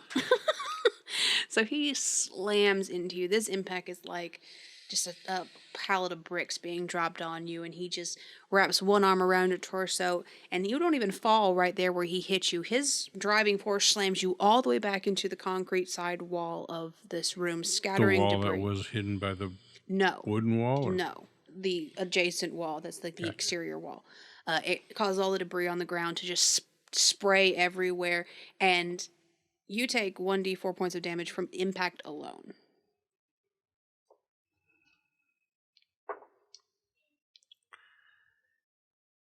Does he have a damage bonus?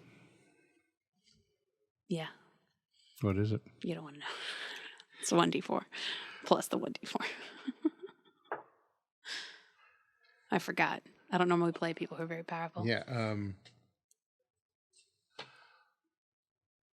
As he slams into me and then pile drives me into the wall, I throw the dagger down and yell out, "That's how you kill him," right before I hit the wall and crumble to the ground unconscious. Yikes. And as Corbett kind of pulls himself off of you, he's like, "You're no match for me," and like kicks your limping body and then curls back around his shoulder to look at you. He's like, "Do you want to play?" Now it's your turn. I advise against it. He doesn't play fair. I mean, what I meant to say was, I'm going to move to the dagger and pick it up. Okay, certainly. It's when he threw it out, it kind of skidded across the floor. It's within arm's reach of you. I'm going to keep the board in my dominant hand and have the dagger in my offhand. dual wielding. Okay. I'm just going to wait. Okay. So that makes it Terrence's turn. So where are you at on hit points? Are you like, you're at a big old 0? Big old 0. So is that dead or unconscious? Unconscious. Okay. Is there a mechanic for waking up? I think it has to be done very quickly. I'll look it up while you guys work out. Okay, cool. So Terrence does nothing with his turn. He sits there very limply.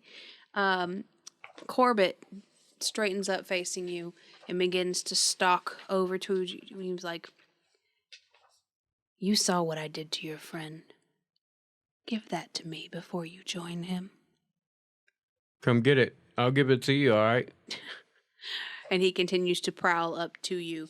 He stays a small distance from you, but you start to feel the ground very violently shake and rumble, and boards start shaking and crackling, and you see debris start to kind of levitate off of the ground around you and kind of vortexing around you and Corbett. And it's your turn. I'm going to wait. Okay. So Corbett smiles and winks at you as all the debris funnels in towards you. So you can choose to try to dodge it. I'll dodge. Okay.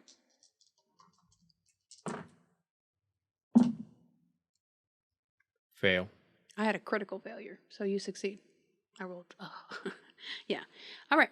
So you're able to kind of like hit the deck, so to speak, and drop to the ground. And there's this like cloud of cover of all of this debris that kind of slams into where you were standing. But you can see where you're at, that you're right up underneath Corbett, and he is fully focused on this almost tornado, volcano eruption of debris that he believes has slammed into you and is kind of pressing in on your body, but you have actually dropped down beneath it just in time to be spared, and it's your turn. I'm going to try to stab his foot. Okay. So, make me an attack roll with it. Is that a brawl? I would say, yeah. Hey, Corbett, why are you walking around in circles? It's a miss. Ooh, I rolled a 97 for my... That's a critical miss on my dodge. But you still failed. I hate that. So it's my turn? Yeah. Okay. So when a character drops to 0 hit points, if they have only taken normal damage, not sustained a major wound, then they're just unconscious. Major damage is defined as taking more than half or more of your hit points in a single shot. Half of my hit points is 6, and Corbett did 8 points of damage to me last round, so I have a major wound. Yikes. So, a character is dying when their hit points are reduced to 0 and they've also sustained a major wound. The character immediately falls unconscious. The player must make a con roll at the end of the next round and every round thereafter. If one of those con rolls fails, the character dies immediately. Only the first aid skill can be used to stabilize the dying creature. Medicine could not be used to stabilize a dying creature. So I have to make con roll successes until such time as somebody can administer first aid to me. Okay. So bring on your con roll. I got a decent con. Okay. That is a critical success. Nice. Okay. Extreme success, I mean. So that makes it Corbett's turn. He doesn't seem to notice you down there, but he does kind of pull back all of that rubbish to see that you're not there, and looks down and sees you, and he goes, "Sneaky, sneaky," and once again shoves all of this debris in your direction. God, I'm rolling like shit. I failed my dodge. I failed mine too. Rolling in the 90s like the last 4 times. All right. That makes it your turn. Gonna stand up and try to stab him. Okay. Failed. Or no? Spin the luck. I read my dice backwards. I thought it was a 70. It's a 07. So that's an extreme success. 007. License to kill. I only had a regular success, so you're able to stab him. So do your damage. Does it do my damage? Yeah, it does 1d4 plus 2.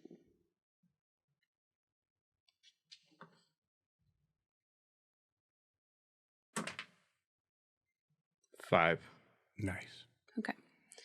So as all of this debris that he has been kind of funneling at you begins to kind of dissipate, and it seems to be like he's reforming it. He's got his hands out in this kind of like heaving motion to the air.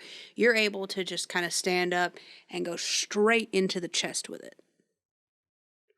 And there's this moment of just very silent calm as you and Corbett lock eyes, and he starts to try to say something, but you see that his body begins to cave in these very angular ways, and before he can get it out of his mouth, his jaw unhinges and falls to the ground, and he begins to just disintegrate into these large chunks around you and collapses into a pile of dust on the ground. Sandy roll? Yes, please. Made it. Okay. Con roll. Con roll. Oh, no, don't make that face. That was close.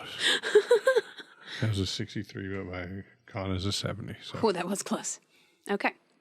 I am going to go try to administer first aid to... Here's the thing about first aid. A character can only try it once. If there were other people in our party, I believe, I've read, I won't look it up now, each person could try it. But since there's only one, we have one shot here. I could push it. Just kill him faster. It would kill him if I failed to push, right. but... Go ahead. He's Either way, you're going to anyway. die. Yeah. I'm going to use 10 luck. Okay. It's a success. Okay. So you're able to identify what seems to be a very nasty head wound to the back of Terrence's head. And you spend a few minutes very shakingly, but there's a sort of like adrenaline spike where you're able to just really hyper focus in on what you're doing and push everything out. You have a task, you're going to do it, and you're able to kind of bind his head and make sure he's sitting upright. And after about 10 minutes, he starts to come back to a little bit. He's very groggy. He's not quite seeing. He seems to be kind of listlessly looking around the room, not able to quite focus. And you're both just Jasper, use the dagger. I already did. Don't worry. I'll get you out of here. And I'm going to gather up some wood. gather up some of the nails, and I want to make a sled and get a rope or some adhesive, or not adhesive, or some There's rope. Rope is fine. okay. Yeah, I don't want to keep looking for whatever word it was. There's rope in the basement. I was so looking forward to being adhesed. Adhesed. What do you do in cars for seats?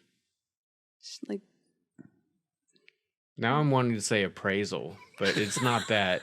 Upholster. Upholstery. Oh, I was like, what? Like from the couch, like cut up the couch and Nice, tie it nice. together. Yeah. So I'm Not the gonna couch from upstairs, though.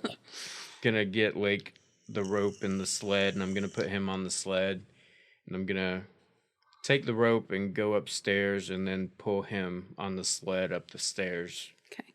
So we won't go through the theatrics of how you managed to get him up the exploded stairs, but needless to say, after quite a bit of ingenuity on your part, you were able to manage to get him up the stairs and out of the house. The door was still deadbolted 3 times, but since the hinges weren't attached, it was easy to just push it open. Yes, you were able to get the door open.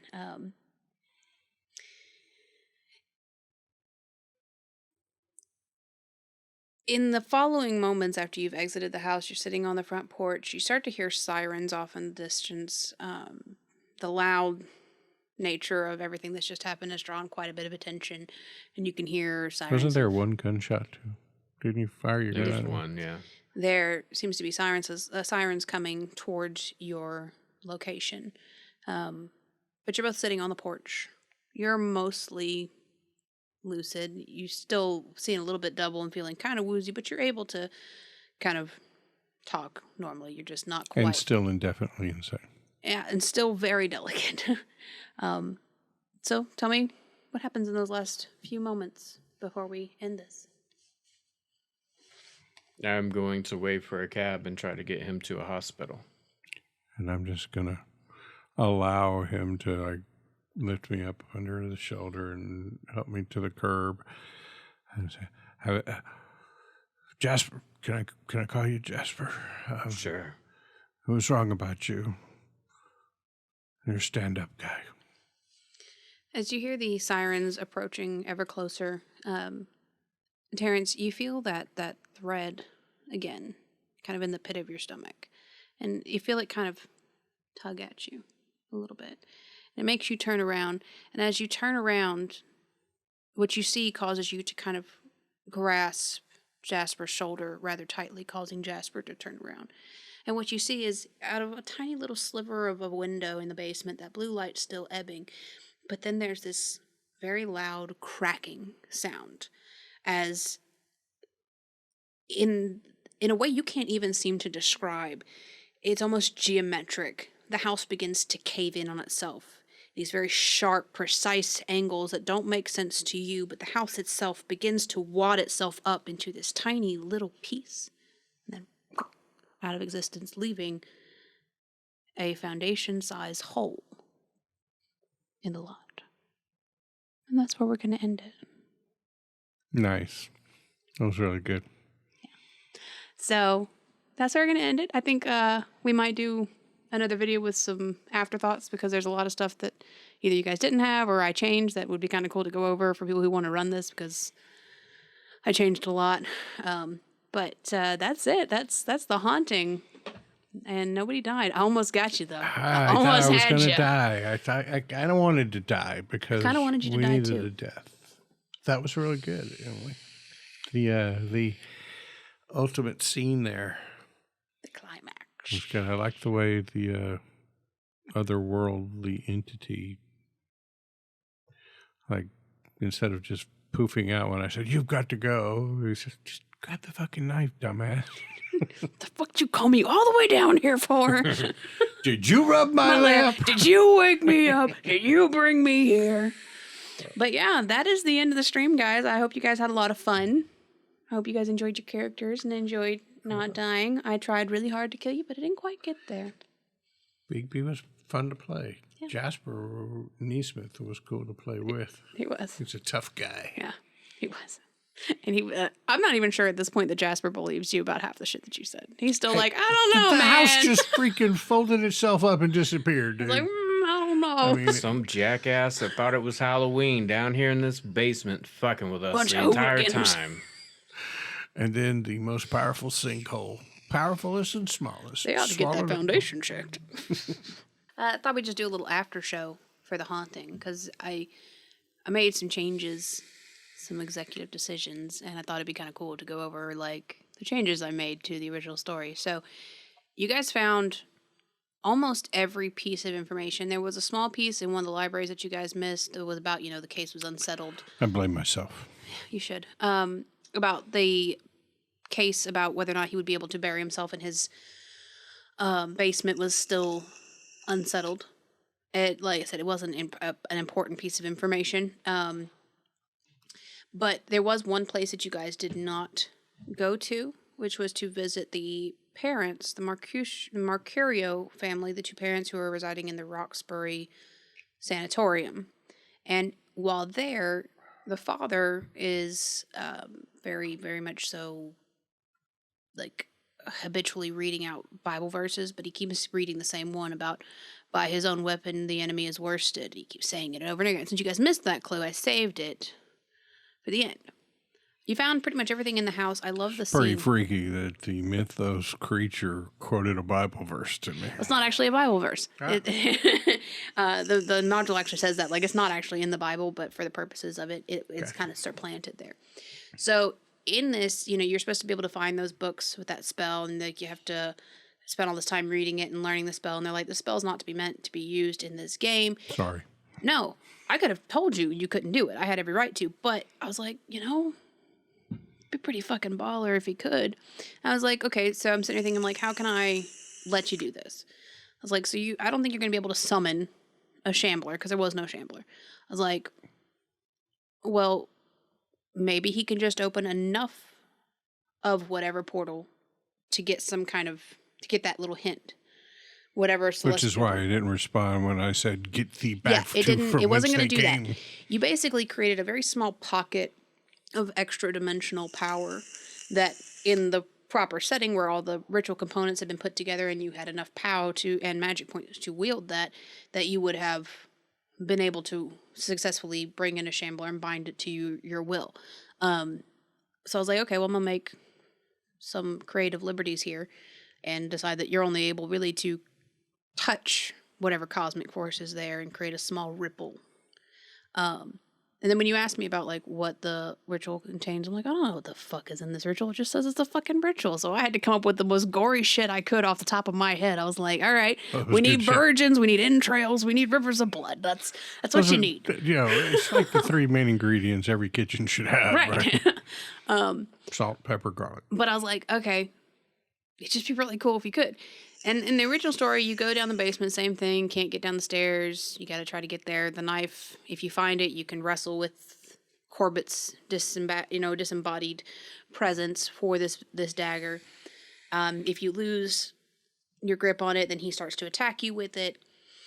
And on the other side of that wall is where Corbett is laid to rest. He's not actually buried, he's like on this like table, like almost mummified. And could we have peered through the cracks in the wall and seen that? No, you could not have, and that's why it kept stating that they were very close together. Like, it was, you would have had to have pried that wall to get back there. But it does state in there that, like, if Corbett ever feels that you are very much so threatening his physical remains, which are important to whatever his end goal here is, that he will rise from the dead and attack you. And so I'm like, all right, well, you're opening some kind of thing. Even if he doesn't know what you're doing, he can feel that change in the cosmic power shift, and that's, to me, is like a good point where he's like, oh, well, fuck that, like, no, we're not doing that. So I'm like, he comes busting through and he starts attacking you and all this stuff, and I'm like, well, how am I going to use this little ebb of power? Like, I'm not going to let it like actually do anything to Core. But I was like, well, they didn't get that little hint about using the dagger to kill him, so I was like, well, it's a good little, like, a whisper in the dark from the mythos reaching out to you. And then the end where the house, like, completely implodes on itself, that was purely because I wanted to. I felt like once you kind of touch that mythos, like the spot where it's been has to do kind of irreparable non-Euclidean damage to Non-Euclidean damage. to this site of I'm some gonna way. look that up in the. Isn't that what it is? Like non-Euclidean geometry? Yeah. Like, yeah. So I was like, all right, let's just crumple up the house in weird angles and it'll just pop out of existence. So somewhere out in the great universe is the Corbett house wrapped up like a little paper ball, just floating around with Cthulhu. Waiting to unfold in another dimension. No. But, yeah, there were some things I moved around. And, like, the rats, they were technically downstairs with Corbett. But there wasn't a lot going on the main floor. And I wanted something to go. The kitchen floor, that's not in there at all. That was a great touch. That's the woman up on the ceiling, that's not in there at all either. But it said in here, you know, he can cause these aberrations for you to hear stuff and see stuff and, you know, however you want to portray this, he has control over the house. He can flip the breakers and bust the fuses whenever he chooses. The bed thing is in there, or the way the bed like slams up on you, and I thought that was pretty fucking epic. When I read that, I was like, "You're gonna get hit by the bed." Yeah, it played out really cool. It did. But a lot of that, like, you know, I had to add a lot of flair because it was like, you know, bumps in the night and, you know, noises, and I was like, well, that's not very scary. We need blood on the walls and upside down crosses and pictures that change. And the picture changing was all you? Yeah. That was a good one. I like that one a lot. It's really great to watch you guys, like, not believe each other. I took so much sanity loss. You did. You kept failing it. I did. Yeah. And it was little bits at a time. Like, according to my markings here, 1, 2, 3, I guess 4 times, 4 or 5 times I lost sanity. And each time it was like 2 points. And got me to 10 points, which was... Yeah, and there was a lot of stuff like the whispering in your head. Like, you can hear noises, but I was like, I want him to be, like, actively trying to pitch you two against each other to get you out of the house, you know. He doesn't want you working together. He wants you working against each other. So I made a lot of changes in that, but I think that's the cool thing. Like, I reached a point in the module where I had been trying so hard to run it exactly as written. I was like, okay, this time I'm going to do it. I'm going to run it exactly as it's written. And then we got in the house, and it was like, take creative liberty. And apparently once you give me that, I can't rein it back in. Because I was like, you know what would be a really cool ending? If this dude who can't do magic does magic. So, what'd you think? It was pretty good. Thank you. Now, I just, I thought think that it it's was really epic. cool. Was the newspaper salesman on the corner anywhere in the book as an He NPC? is. Really? He is. He is in there, and it tells you to just, you know, gauge how he'll react to the investigators, and it gives you like bullet points of what knowledge he has. But as far as how you role play it, it says, you know, do whatever you want. And I was like, well, there's only one way to role play a newspaper guy who sells cigars too, and it has to be like that. I don't know how else you do that. So, yeah. Right up until basically that point, I was pretty well on script. Once you enter the house, it kind of went off the rails because it told me I could do what I want. And I did. Yeah. I just did whatever I wanted. So, but no, I thought it'd be kind of cool to just see the kind of stuff that I changed in I liked there. it. I thought the horror that you added was really good. Really good. Thank you. I tried. And it built. It wasn't just like boom, and it was like a little bit more. Oh my God, what the hell? Holy shit. Holy fuck. I liked being Corbett, taunting you in the dark. I thought that was great. Your Corbett was much more menacing than my Corbett. Yeah. Of course, the one I ran, the menacing wasn't Corbett, it was The thing. the baby. Yeah, the baby. I don't even know that they're the same Corbett. I think maybe it's just that it's a common name. I don't know if it is the same Corbett. But yeah. And then the module never touches on like what that church and him were doing. It doesn't tell you anything. I was like, okay, well, we need a ritual, bunch of sacrifices, and unholy ground. They've been capturing kids. It works. So the skeletons hugging each other in the basement of the church, was that in the module? Or That was in the module. I kind of messed up. You know how sometimes as DM you mess up and do something wrong and then you kind of have to like backpedal. So it does say that they're in a sealed basement that you fall through. But when I read that, I just read a sealed room. So I was like, all right, it's sealed. And it even says later on, it's like they were hiding from the police during this thing. And I was like, well, fuck, I sealed it with concrete. Okay. So in my head, they didn't die in the firefight. They died either shortly after or a while after, as the church was like being ransacked and all that stuff, and the members were scattering, that somebody went down there to deal with whatever, church documents they had. And in my head, the main head honcho priest guy who is still at large, came down there and was like, no witnesses, and just like popped him and then sealed him in there and didn't think anybody ever come knocking and left him there to die. That was in my head. So, but that's all I got for the after show. I just thought it'd be cool to tell you guys about the stuff that we changed. We did a pretty good investigation. You did a great investigation. You literally almost touched everything in the module. Only 2 things did you miss. And that was going to the sanitarium, which really only gave you that one clue, and the one file that said that the case was unsolved. Like the court case was undecided at that point. That was literally all you missed. So pretty epic fucking job, guys. But yeah. Good job DMing. Thank you. Oh, yeah, really good job.